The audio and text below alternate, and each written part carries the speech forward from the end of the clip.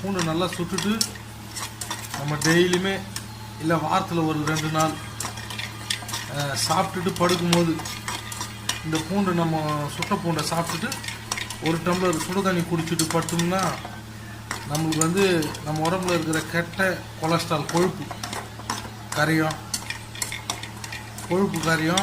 நமக்கு வந்து பிபி இருந்தால் கூட பிபி வந்து கண்ட்ரோலில் வரும். அப்புறம் ஹார்ட் அட்டாக் இருக்கிறவங்க இந்த பூண்டு நம்ம இந்தமாரி சாப்பிட்டா ஹார்ட் அட்டாக் வராது. ஹார்ட்டில் எத்தனை அடைப்பு இருந்தாலும் சரி இந்த பூண்டு நம்ம சாப்பிட்டு சுடு தண்ணி குடிக்கும்போது நம்ம சாப்பிட போகிறோங்க. பாருங்கள், இந்த பூண்டு பாருங்கள், சாப்பிட போகிறேன்.